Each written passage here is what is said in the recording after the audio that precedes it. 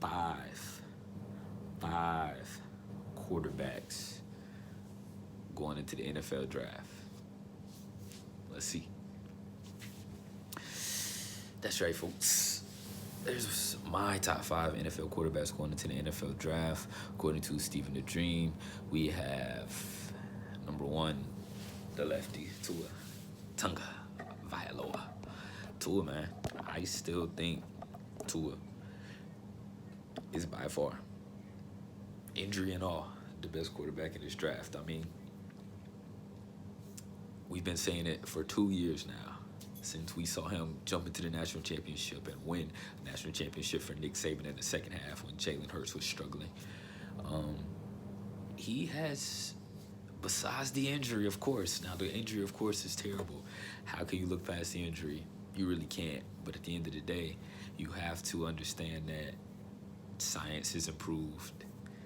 Doctors have improved. Tua looked okay. He just dropped a video on Instagram of him throwing that ball, working on feet, working on hips. He was doing his thing. So, in my opinion, Tua Tagovailoa is the number one quarterback prospect, although he will not be drafted number one. Of course, the man that I assume and we all presume to go number one is Joe Burrow, the LSU national champion, the Heisman winning quarterback, one of the most prolific seasons in college football history as a quarterback for sure. But what's his ceiling? What can Joe Burrow really be? I mean, to me, I'm going to say it like this. Alex Smith, a la 2013-14, when Jim Harbaugh got a hold of him and he was doing his thing. That's the best. That's the hype for me for Joe Burrow. I don't see it being no better than that. Maybe y'all know something I don't. I just don't see Joe Burrow being a elite quarterback. Although the Cincinnati Bengals should draft him with the first pick, because I don't think Tua's going to play in Cincinnati. But Joe Burrow, I just don't see it, man.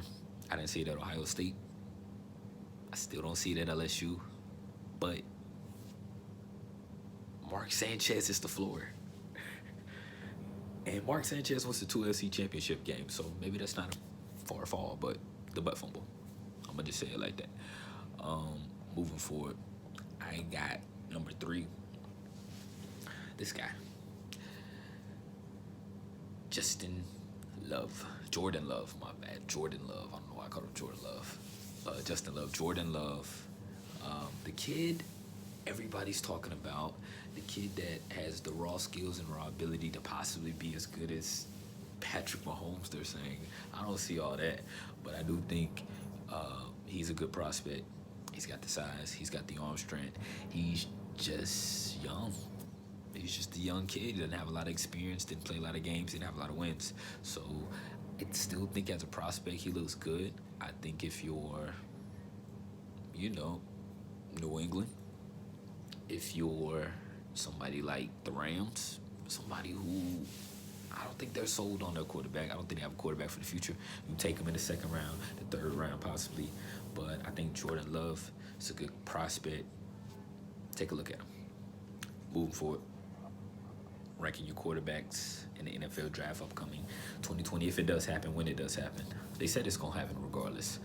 This guy who people were talking about being drafted number one if he came out last year, Justin Herbert from Oregon. Now look, he has some great intangibles. He looks like the perfect quarterback. He looks like the quarterback that all the coaches love. You know what I'm saying? Stand in that pocket, throw that rock. He's got some intangibles. He's got, in terms of some ability to move out of pocket. But he didn't look great last year.